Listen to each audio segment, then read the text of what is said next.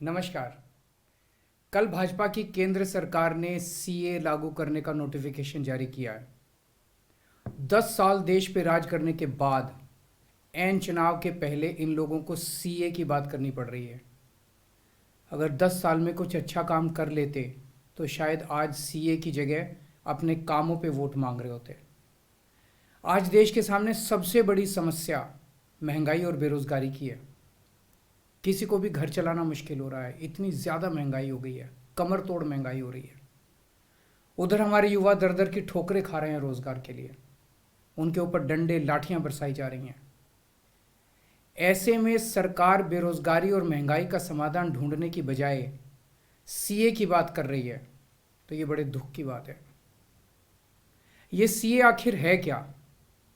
BJP की केंद्र सरकार का कहना है कि 3 देश, बांग्लादेश, पाकिस्तान और अफगानिस्तान, इन 3 देशों के अल्पसंख्यक जो हैं वो अगर भारत की नागरिकता लेना चाहें तो उन्हें भारत की नागरिकता दे दी जाएगी। इसका मतलब बड़ी संख्या में यहाँ से अल्पसंख्यकों को हमारे देश में लाया जाएगा, उनको रोज़गार दिए जाएंगे, उनके लिए घर बनाए जाएंगे, उनको यहाँ बसाया जाएगा। अजीब बात है ना। बीजेपी की केंद्र सरकार से हमारे बच्चों को रोज़गार दिए नहीं जा रहे, पाकिस्तान से लोगों को लाके उनके बच्चों को रोजगार देना चाहते हैं। हमारे लोगों के पास तो घर नहीं है, भारत के तो ढेरों लोग बेघर हैं, लेकिन बीजेपी वाले पाकिस्तान से लोगों को लाके उन्हें भारत में बसाना चाहते हैं, उनको घर देना चाहते हैं।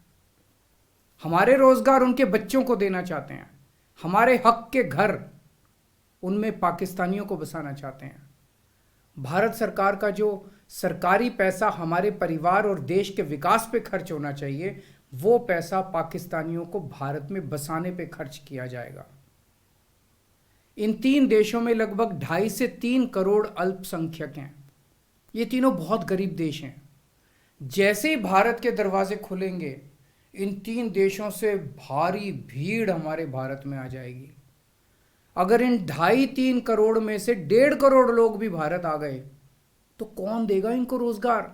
कहां बसाओगे इनको? बीजेपी वाले अपने घर में बसाएंगे क्या इनको? इनके अपने घर में रखेंगे क्या इनको? बीजेपी वाले देंगे क्या इनको रोजगार? कौन देगा इनको रोजगार? तो प्रश्न उठता है कि बीजेपी ऐसा क्यों कर रही है। कई लोगों से मैंने बात की, कुछ लोगों का कहना है कि ये पूरा का पूरा खेल वोट बैंक बनाने की गंदी राजनीति है।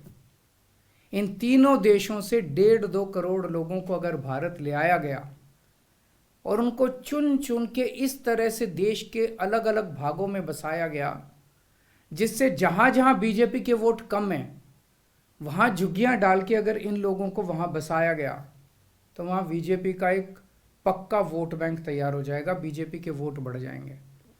और आने वाले इस चुनाव में तो नहीं, आने वाले भविष्य के चुनाव में बीजेपी को इससे बहुत बड़ा चुनावी फायदा मिल सकता है, ऐसा कुछ लोगों का कहना है।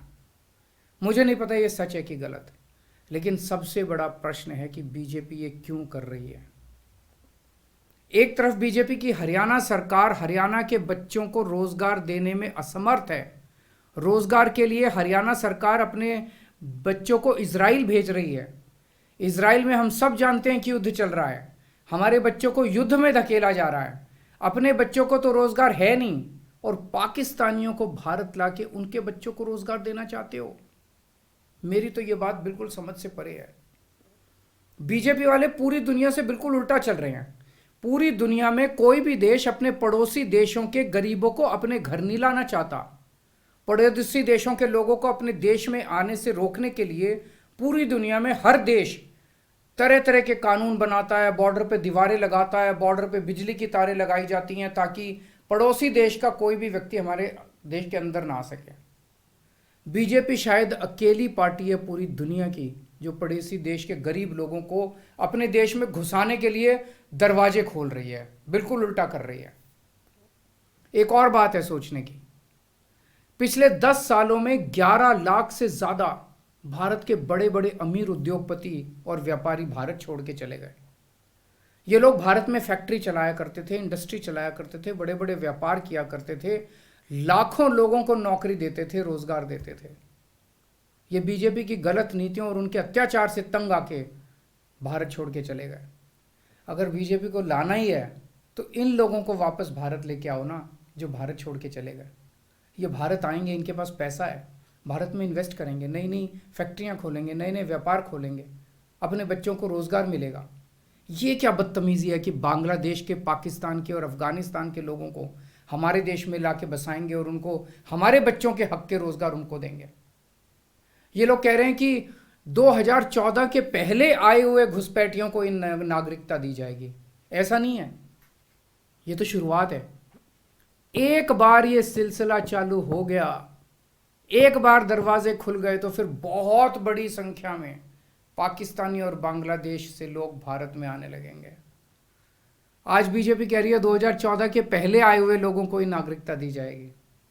देख लेना, अगले चुनाव में ये बीजेपी वाले इस तारीख को बढ़ा के 2024 कर देंगे कि 2024 के आए हुए पहले वाले लोगों को दी जाएगी, और फिर इसे और आगे बढ़ा देंगे। मोटी मोटी बात यह है कि पाकिस्तानियों और बांग्लादेशियों के लिए भारी संख्या में भारत आने के लिए बीजेपी सरकार ने दरवाजे खोल दिए। ये देश के लिए बेहद खतरनाक है, और इसका सबसे ज्यादा खामियाजा उत्तर पूर्व, नॉर्थ ईस्टर्न स्टेट्स भुगत रहे हैं, खासकर आसाम के लोगों की भाषा और संस्कृति खतरे में पड़ चुकी है, क्योंकि वहां पे बांग्लादेश से इतनी बड़ी संख्या के ऊपर इलीगल माइग्रेशन हुआ है। अब बीजेपी कह रही है कि इलीगल माइग्रेंट जो आए हैं उनको हम नागरिकता देंगे, उनको हम बसाएंगे, आसाम में बसाएंगे। आसाम के लोग बहुत नाराज हैं।